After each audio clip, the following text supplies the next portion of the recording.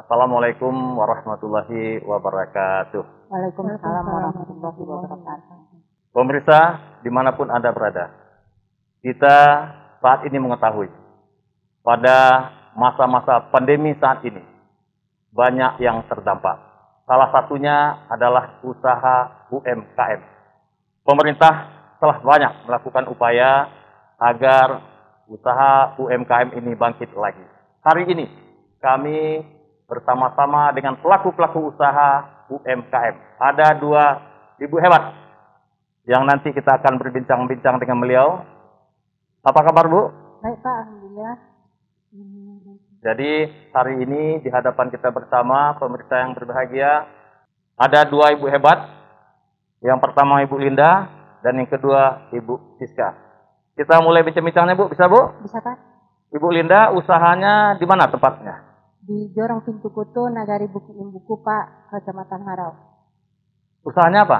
Usahanya kalau yang rumah HDZ usaha kuliner Pak. Yang pertama itu olahan pisang, yang kedua jahe. Wah, namanya ADZ itu apa itu? ADZ itu nama anak Pak, Afifah dan Zikra. Oh, luar biasa, hebat Ibu. Jadi nama usahanya dari nama anak dipanggil Iya, ya? dari Oh, dari nama anak yang dibikinnya? Iya, Pak. Hebat itu. Baik, sekarang saya ke Ibu Siska. Ibu Siska, tempat usahanya di mana? Jorong Tabek Panjang, Nagari Koto Baru Simalanggang, Kecamatan Payakumbuh, Kabupaten Mojokerto. Nama usahanya apa? Galeri Siska. Oh, galeri itu dari nama anak juga nggak sama dengan Bu Linda? Enggak, dari nama sendiri Pak. Oh, jadi galeri itu dari nama sendiri, bukan ada, kalau orang kan kadang-kadang nama ini kan membawa juga segala sesuatu yang baik begitu. Kenapa galeri namanya?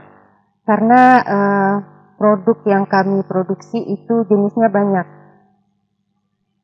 Apa-apa sih jenisnya itu? Bidangnya home decor craft, jadi di situ ada karpet rajut, ada makrame, ada puff, ada sepatu rajut, ada sarung bantal rajut, dan lain-lain. Wah, luar biasa. Jadi Bu Linda, Ibu Siska, kalau Ibu Linda itu kan nama anak. Jadi sejarahnya bagaimana tuh? Tolong ceritakan sedikit. Kenapa kok nama anak? Kenapa kok mau bikin usaha seperti ini? Gimana sejarahnya tuh bisa berdirinya usaha Ibu Linda ini? Awalnya dulu suka membuat kue Pak. Jadi ketika membuat kue itu bikin brandnya itu ADZ Kitchen. Ketika membuat kue itu Pak berpikir dibuat dan dijual selesai. Ya. Tidak ada berpikir untuk bisa mempekerjakan orang banyak, bisa bermanfaat untuk orang ketika itu. Kemudian ikut bergabung di UMKM Kabupaten 50 Kota Pak. Dikasih pembinaan dari PLUK Kabupaten 50 Kota, dari situ dirubah brand menjadi Rumah ADZ. Kenapa rumah? Karena rumah itu Pak tempat kita datang, tempat kita kalau dari luar kita pulang ke rumah, ada keluarga. Dari situ Nida membuat brand Rumah ADZ, Nida berpikir ketika mengolah makanan itu bisa dimanfaatkan oleh orang lain, bisa dimakan, orang lain menjadi sehat, dan banyak orang yang bisa terbantu dengan usaha yang ada di rumah. Jadi keluarlah produk Nida Pak. Kalau biasanya mungkin Bapak tahu, orang membuat janepo dari ubi, Nida membuat janepo dari pisang. Betul. Jadi sejarahnya sangat unik lah ya. Iya. Kalau Ibu Siska sejarahnya gimana? Kalau Siska awalnya dari hobi Pak. Jadi dulu waktu belum tinggal di sini, Siska kan tinggalnya di Bandung, sudah hobi membuat kartu-kartu origami. Setelah pindah ke Payakumbuh, akhirnya berpikir dari hobi mungkin bisa menghasilkan uang gitu kan. Ya, jadi Siska beli buku di Gramedia, berbagai macam jenis handmade. Kemudian Siska coba satu-satu, akhirnya tertariklah sama rajutan. Nah kalau rajutan, pada umumnya orang bikin tas rajut.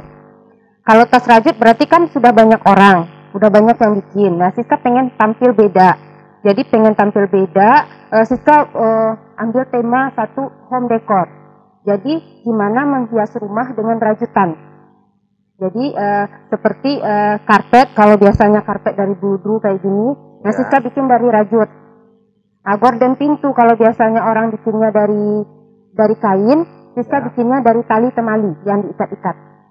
Jadi termasuk ini terobosan lah ya? Ya, terobosan baru. Jadi istilahnya biasa. tampil beda. Tampil beda ya, hebat Ibu Siska. Kalau Linda produknya apa saja itu? Kalau yang untuk kulinernya Pak, kalau dari pisang itu ada pisang ganepo Pak, Pisang Ganevo. Biasanya kalau Ganevo itu kan dibikin orang dari ubi. Ubi itu. Itu kan sudah banyak itu. Yang diminati ubi-ubi jadi Ganevo. Sekarang pisang jadi Ganevo. Iya, pisang. Kenapa terpikir seperti itu? Karena berpikir Pak, kalau dari ubi makanan orang sudah biasa. Sanjay kebanyakan olahannya dari ubi. Ya. Nah, kalau dari pisang ini kita bisa memanfaatkan lahan pertanian. Biasanya pisang kita dari petani Pak dibeli oleh Garendong. Sekarang Garendong masuk kampung. Garendong itu apa tuh Garendong? Orang yang membeli pisang masuk ke kampung. Oh, itu, jadi Pak, orang yang datang ke kampung, iya, mau beli apa yang kita bikin pisang ya? Iya.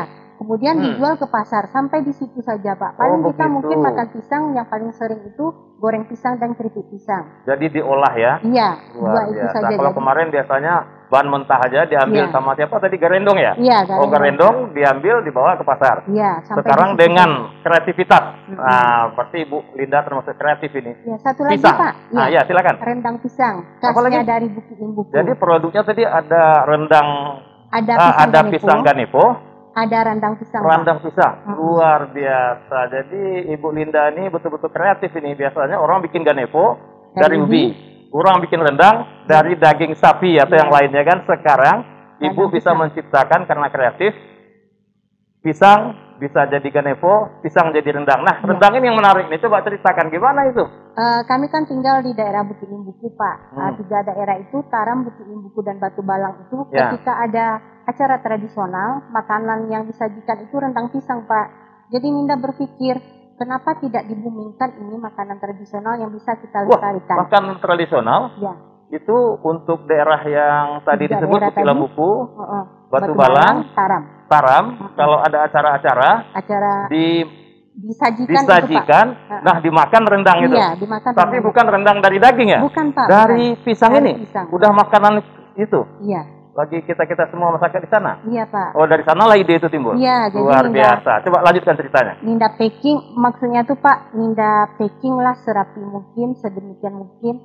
Kemudian Ninda masukkan ke dalam olahan pisang yang Ninda buat itu Pak. Jadi Ninda urus izinnya. Alhamdulillah sekarang sudah keluar halalnya Pak. Ya, saya rendang ini menarik. Ini ada contoh enggak? Kebetulan hari ini cuma bawa 2 Pak, pisang Ganevo dan sarundang pisang. Ini karena pandemi Pak, kalau untuk olahan pisang, kami itu sekarang membuat berdasarkan orderan. Kalau jahe hampir membuat setiap hari. Oh, jadi jahe ada produknya. Coba saya lihat satu mana yang jahe lah dulu ya, nanti kita lihat rendangnya ya. Wah, ini kemasannya sudah nasional nih. Sudah kayak, apa namanya tuh, betul-betul makanan-makanan yang berkualitas. Betul, ini bagus. Siapa yang memberikan pendidikan membuat packaging desain ini, Bu Linda? Dulu didatangkan pembicaranya dari Pekanbaru, Rekrut Kabupaten Imabu Kota Pak, dari konsultan. Kemudian kami konsultasi dengan Berkah Andalas. Pesan ke Pekanbaru Pak, barang dikirim, kemudian kita packing sebagus mungkin. Luar biasa nih. Ini Bu Linda nih wanita hebat, bisa memberikan ide-ide kreatifnya untuk kita semua, untuk meningkatkan ekonomi, terutama keluarga dan masyarakat ya. Sekarang saya beralih ke Ibu Siska. Ibu Siska, produknya apa saja ini? Produknya ke craft home decor Pak. Jadi ada karpet, ada sepatu rajut, ada sarung bantal makrem, ada puff. Jadi ini ke dekor rumah nih ya? Iya, lebih ke dekornya. Ke dekor rumah. Ya. Ke dekornya ya Pak. Apa yang paling disukai oleh banyak orang? Kebetulan saya pemasarannya kan lebih fokus ke komunitas home decor lover Indonesia. Iya, betul. Jadi memang ibu-ibu di situ, di komunitas itu, mereka lebih tertarik membeli hal-hal yang berhubungan dengan dekorasi rumah. Jadi Siska misalnya yang order itu misalnya untuk ruang tamu gitu. Jadi ruang tamu itu Siska perhatikan gordennya bagaimana, kursinya bagaimana, pokoknya hiasan di ruang tamu itu seperti apa. Jadi orderan kita ngambil satu ruangan atau satu rumah Pak. Luar biasa Ibu Siska. Sekarang sudah banyak yang berminat ya dengan dekor rumah-rumah yang Ibu Siska telah lakukan ini. Alhamdulillah sudah Pak, udah se-Indonesia. Saya lihat ada sepatu ini. Ini sepatu ini Linda punya atau Siska ini? Siska. Oh, Siska ini. Jadi ini termasuk juga ya? Iya Pak. Tadi kan katanya ada dekor-dekor aja. Termasuk ini juga? Termasuk. Luar biasa rajut. Ibu Siska ini. Jadi artinya, coba berapa jumlah produknya itu? Sepatu satu ini, ini kan satu ini. Apa lagi itu? Garden tadi. Ada 15 produk, Pak. 15 produk. Coba disampaikan kepada kita apa saja itu. Ini sudah sepatu sudah. Oke. Sepatu. Luar biasa ini. Kalau ini nih dua merek internasional ini. Bagus sekali nih. Coba berapa? Ada sepatu rajut, ya. Ada tas rajut, 2 baru. Ada sarung bantal rajut, 3, ada sarung bantal makrame, 4, ada wall hanging, 5, ada karpet, 6, ada puff, 7, ada alas meja, 8, ada sarung karpet udah, ada udah. Tas ya? Tas, ada tas. 9. Ada. Ayo sampai 10 cukup. Hebat. Apa yang ada ke-10? gorden makrame. Gorden makrame, luar biasa Permisa. Ibu Siska telah memberikan sesuatu yang terbaik untuk kita nanti melakukan dekorasi rumah dan juga untuk hal-hal lainnya seperti sepatu. Apa ya? 10 itu ya? Bagaimana itu kalau seandainya yang bekerja itu? Tapi saya ke Bu Linda dulu, ya, karyawannya ini. Kan banyak tadi produk itu, ya, kayak sudah dibilang Ibu Siska juga, Bu Linda juga. Nah, karyawan dari mana diambil? Kalau Ninda, Pak, kebetulan yang untuk pisang itu ibu-ibu yang janda ditinggal mati suaminya, Pak. Luar biasa. Jadi karyawannya kita pekerjakan, ya, kita pakai, kita latih dulu ya. Ibu-ibu janda yang ditinggal mati oleh suaminya. Ya. Luar biasa. Coba ceritakan bagaimana cara memintanya itu. Mau enggak mereka waktu awalnya? Biasanya karena mereka masih sedih itu, karena ditinggal suami kan.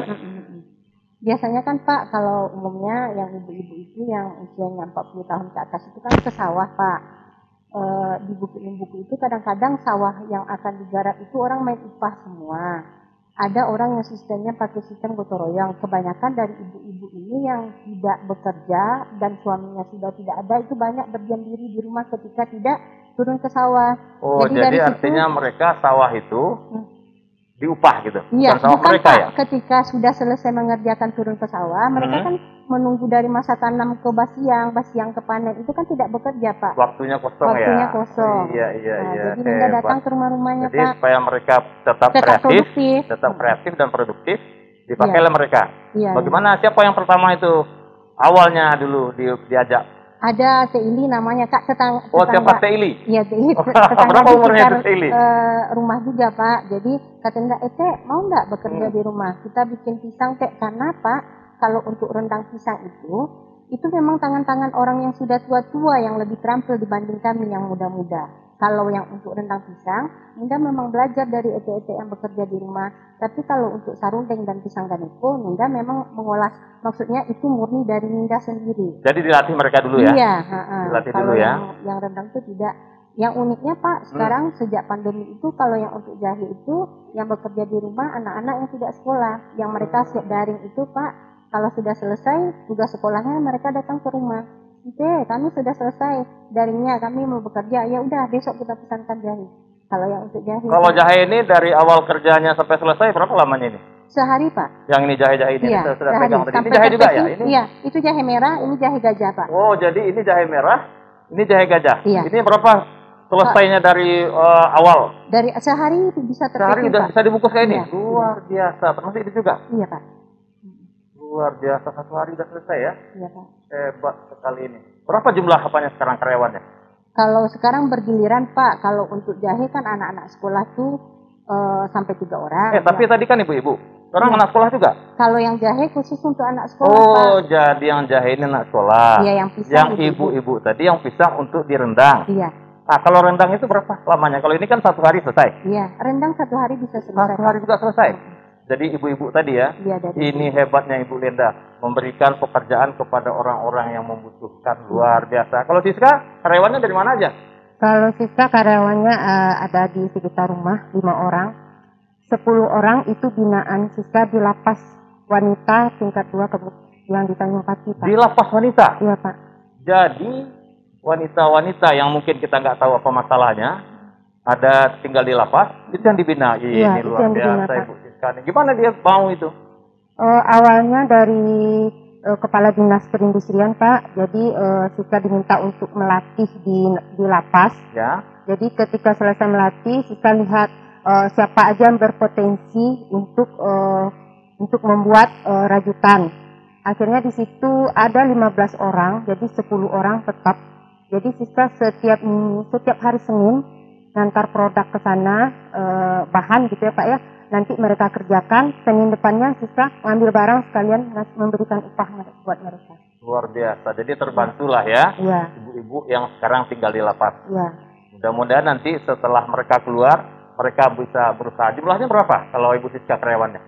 15 orang Pak. Yang dari lapas tetap. Semua ini? Dari lapas 15, yang di sekitar rumah ada 5 orang. Jadi ada lebih kurang 20 ya? Iya Pak.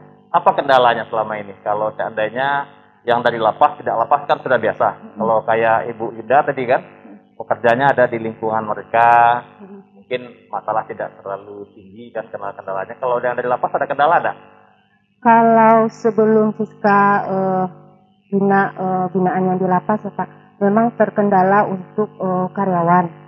Karena kalau untuk membuat headnet itu memang harus orangnya itu harus punya jiwa seni. Jadi kadang-kadang kita terima orderan dari customer itu hanya berbentuk foto. Jadi kita yang memikirkan bagaimana cara membuatnya. Jadi yang namanya foto dikasih, kita berusaha, berarti betul-betul butuh orang yang sabar untuk mencoba. Jadi kalau ada permintaan dari customer atau yang membutuhkan daripada semua yang dikerjakan oleh Siska, mengantarnya ke lapasnya gimana? Terlambat nggak di sana sama petugas lapas? Oh tidak Pak. Jadi kalau Siska mau misalkan Senin mau masuk lapas, Siska telepon ke kepala lapasnya, bilang Pak hari Senin saya mau masuk ke lapas jam 10. Biasanya dari pihak lapas juga oke Bu, silakan datang. Seperti itu. Luar biasa ini. Iya. Berapa bisa produk itu satu hari? Seminggu itu satu hari belum selesai. Baru ada yang clear satu hari ya. Pekerjaannya kalau clear itu, kalau pisang tadi kan satu hari selesai, rendang selesai ya. Kalau Bu Siska nanti pekerjaannya ini, misalnya contoh lah sepatu ini misalnya. Iya. Nah ini berapa ini ke 1 hari, 2 hari atau berapa hari? Sepatu bisa sehari Pak. Oh bisa juga sehari ini, luar biasa. Kalau mereka efektif. Nah kalau sepatu ini sudah berapa ini yang misalnya terjual? Begitulah bahasa kitanya. Sudah berapa? Terhitung nggak sepatu ini misalnya? Terhitung Pak. Sudah berapa nih yang terjual? Setiap bulan itu minimal 30 pieces keluar Pak. Luar biasa. Nah kalau ini rajut apa ini Mak? Makrame. Makrame ya? Sarung bantal. Nah ini berapa ini? Sarung bantal ya? Iya. Wah ini hebat sekali ini. Ini berapa apanya? 350 harganya Pak. Harganya 350. Ya. Kalau siapnya berapa? Sehari siap Pak. Sehari siap? Siap. Hebat. Jadi ibu-ibu ini luar biasa. Ibu-ibu hebat nih luar biasa satu hari. Nah sekarang itu kan kondisi normal. Iya. Kita kan tadi saya sampaikan kan ada pandemi. Nah kalau sebelum pandemi kan semuanya berjalan dengan baik. Sekarang saya mulai dari Bu Siska dulu. Nah tadi Bu Linda ya. Pada masa pandemi ini ada enggak hal-hal yang menghambat daripada usaha Ibu Siska? 1 bulan pertama untuk selama pandemi memang penjualan agak menurun Pak. Kemudian saya berpikir bagaimana caranya di masa pandemi ini kita tetap produktif gitu. Jadi saya kebetulan punya komunitas Pak, saya kebetulan ketua komunitas Luak yang Bungsukraf Kabupaten Maupun Kota. Tadi saya arahkan teman-teman di komunitas untuk membuat masker, face shield, sama baju hazmat. Jadi Ibu melihat peluang di sini ya? Ya, kita baca, misalnya harus pinter-pinter baca pangsa pasar. Luar biasa. Nah waktu awal itu kan rata-rata orang pada terkejut itu. Ya. Pada terkejut dengan kondisi pandemi ini. Pas ditawari untuk mencari peluang agar kita tidak terdampak sekian tahun misalnya kan. Ini kan bagus ini. Terdampak kita hanya 1 bulan tadi ya? Cuma 1 bulan. 1 bulan, kaget. Setelah itu punya inovasi lagi. Ya. Nah teman-teman di komunitas itu mau saja nggak diajak oleh Bu Siska tadi? Bangkit kita nggak boleh menyerah misalnya. Mau Pak, jadi Siska tugasnya pemasaran, memasarkan. Teman-teman yang lain ada yang bagian menjahitnya, ada yang bagian ngantar-ngantar ke penjahit gitu kan. Kita bagi tugas Pak. Dibagi tugas di masa pandemi ini ya? Di masa pandemi Pak. Jadi kalau baju hazmat kita bikin memang sesuai standar dari Menteri Kesehatan. Karena kebetulan dari komunitas kita ada berdua orang Pak yang ikut pelatihan bikin baju hazmat. dari Kementerian Koperasi, Pak. Berapa sudah terbikin Boys Smart? Sekitar 30, Pak. Luar biasa. Kemana saja diberikan itu? Ke orang kesehatan atau ke masyarakat? Itu Yang bertugas? untuk Kabupaten 50 kota aja, Pak. Luar biasa. Jadi ini bisa berkontribusi sekali ya. Iya. Ekonomi tidak kolab. Nah, bahasanya kan begitu. Kan banyak ini orang kaget, dia pusing kan bagaimana. Akhirnya dengan Ibu Siska ini mudah-mudahan jadi contoh ini. Untuk semua pihak melihat peluangnya untuk tetap terus agar usaha kita tidak kolab. Tidak kolab kan? Tidak. Jadi tetap usaha terus. Tetap. Masker juga? Masker iya, Pak. Yang kemarin waktu pandemi yang untuk IBI Kabupaten 50 kota. Untuk IDI ya? IBI kemarin, Pak. IBI ya? Iya. Ikatan Bidan Indonesia itu maskernya dari Bu Siska ya? Iya, masker pesannya dari Luak Nambung Sukrap. Jadi masker bisa dibikin pintar ya? Peluang kan? Peluang. Jadi artinya kalau kita betul-betul mau untuk bekerja keras, apapun kondisinya, insya Allah peluang itu ada. Iya. Jadi artinya Ibu Asmar, baju Asmar dari mana itu idenya? Oh, karena ikut pelatihan dari kementerian, Pak. Oh, luar biasa. Jadi di masker tadi bisa kita produksi. Iya. Setelah itu tadi Asmat juga. Apalagi satu lagi? Facial, Pak. Facial. Oh, yang ini ya? Iya. Luar biasa. Itu produknya Bu Siska ini yang dipakai sekarang? Enggak, Pak. Oh, enggak ya? Enggak. Luar biasa. Jadi artinya pas kagetnya cuma 1 bulan ya? 1 bulan. Setelah itu kita normal kembali. Dan teman-teman tadi, baik yang di lapas atau yang di rumah, sekarang tetap produktif. Tetap, Pak. Nah, jumlahnya, ini kan kembali ke jumlah ini. Kalau sebelum pandemi kan tadi luar biasa. Omsetnya, berapa omsetnya sebelum pandemi itu? Justru omset meningkat di masa pandemi, Pak. Meningkat di masa pandemi, Iya. Alhamdulillah. Berapa itu kira-kira? Terbayang nggak omsetnya sudah berapa itu? 6 bulan terakhir ini omsetnya sekitar 37 juta. Luar biasa. Jadi Ibu tetap berusaha terus agar di masa pandemi ini kita tetap bisa melakukan usaha dengan baik. Karena kerja keras Ibu akhirnya tetap bisa berusaha walaupun di masa pandemi. Nah, kalau Ibu Linda, gimana itu? Perubahannya? Perubahannya sebelum pandemi dan sesudah pandemi ini. Sebenarnya pas masa pandemi mau mulai itu Februari kan, Pak, sudah berpikir biasanya olahan pisang ini untuk Riau Kepulauan. Oh, jadi sudah minati oleh provinsi tetangga kita? Iya, daerah Riau Kepulauan, Pak, Tanjung Pinang, Batam, dan Tanjung Balai Karimun. Jadi ketika pandemi... Kemana-mana tadi itu? Yang sudah minati? Batam, Tanjung Balai Karimun. Udah sampai ke Batam ya? Iya, Pak.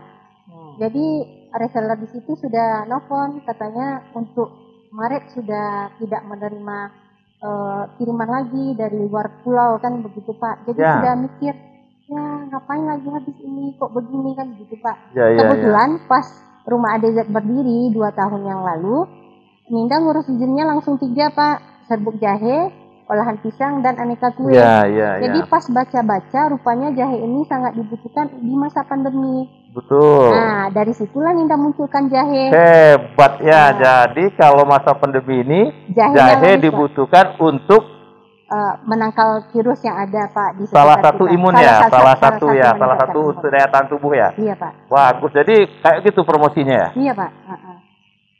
Makanya tetap menambah, jalan, Pak. Tidak berkurang ya. Tidak, Pak. Di masa pandemi ini. Karena aja berarti sama dengan yang posisi ini peluang ya. Iya, peluang, Pak. Tetap semangat terus. Semangat, Pak. Rendangnya gimana? Rendangnya sekarang berdasarkan permintaan. Ketika ada yang meminta, ini sudah mulai, Pak, dari siap lebaran kemarin sudah mulai. Yang biasanya kalau untuk olahan pisang kita itu hampir mengolahnya setiap hari. Tapi ketika pandemi, Pak, itu berdasarkan orderan yang masuk. Oh, ini apa pisang tadi ini? Mana tadi? Ini sarundeng pisang. Sarundeng pisang ya? Ini pisang ganipo, Pak. Ini sudah ada halalnya. Oh, ini luar biasa ini. Iya, Pak. Bagus nih. Ini ganipo tadi ya? Iya, ganipo pisang. Ini masih tetap tidak terpengaruh dengan pandemi ini? Terpengaruh, Pak. Permintaannya berkurang, bahkan beberapa yang berkurang itu yang ganipo? Olahan pisang yang 3 itu, Pak. Rendang pisang, sarundeng pisang, sama pisang ganipo. Tapi jahe tetap meningkat? Jahe setelah pas baca-baca, Pak, ketika pandemi itu sangat membutuhkan jahe, karena jahe itu dari ribuan tahun lalu. Jadi pemasaran ini ya? Iya. Nah, kalau pemasaran itu Ibu pakai apa enggak? E-commerce enggak? Kalau yang jadi e-commerce ini adalah kan pedagang elektronik ini. Ya. Ada enggak pakai itu Bu Linda? Misalnya karena ini kan sudah ke Batam ini. Ya. Artinya kan itu teknologi. Teman-temannya, karyawannya sudah paham enggak teknologi? Kalau karyawan enggak, Pak. Oh, karyawan enggak ada ya, tapi tim pemasarannya ada. Kalau dari rumah Adejut sendiri tidak pakai, Pak, tapi dari reseller membantu, karena reseller membantu pakai e-commerce, Pak. Oh, pakai e-commerce? Iya, yang reseller, Pak. Ada ya? Kayak Bukalapak itu ya? Iya. Ada ya? Ada, Pak. Jadi punya tim pemasaran ini sekarang? Punya, Pak. Jadi artinya sebelum pandemi dan setelah pandemi ini nggak terganggu ya? Alhamdulillah nggak terganggu, Pak. Karena kerja keras tadi ya? Iya. Apa yang menarik lagi nih untuk disampaikan kepada teman-teman yang sama-sama ini kiat-kiatnya? Kalau dari kami, Pak, apapun yang akan kita usahakan itu berani mengambil resiko yang akan datang. Jadi ketika kita tahu itu ada peluang, berhasil atau tidak belum kita coba, jangan takut. Seperti Ninda, biasanya Ninda mengolah pisang itu permintaannya luar biasa, tapi ketika pandemi datang, permintaan langsung di stop dari luar pulau. Kemudian Ninda mikir, loh Ninda mau bikin apa hari ini sementara karyawan Ninda banyak dan mereka butuh makan. Rupanya dari seperti itu ada jahe, Pak. Dari jahe itu Ninda brandingkan, Ninda bantu teman-teman, Pak. Maksudnya tuh Ninda rangkul komunitas, Ninda ada jahe tolong promosikan. Jadi Ninda memperbanyak reseller, Pak. Jadi penjualan Ninda meningkat, reseller terbantu. Mereka dapat juga dari yang Jadi dijualkan. tidak ada karyawan dirumahkan kan? Tidak, Pak. Tidak ada yang dirumahkan kan? Tetap bekerja Tapi terus. bergilir, Pak. Bukan dirumahkan. Misalnya hari ini yang masuk emak-emak, besok anak-anak. Hari ini emak-emak, besok anak-anak. Jadi pemasarannya tidak mengganggu ya? Tidak, Pak. Tetap jalan terus? Jalan terus, tapi dibantu reseller, Pak. Kalau Siska karyawannya ada yang istilahnya dirumahkan atau diliburkan? Enggak, Pak. Alhamdulillah nambah selama pandemi karyawannya bertambah. Jadi apa kiat Bu Siska ini? Yang pertama kita harus semangat, harus yakin kalau kita mampu bersaing. Luar biasa. Jadi walaupun ada pandemi, kita tetap semangat. Baik, tadi saya mulai dengan Bu Lisa.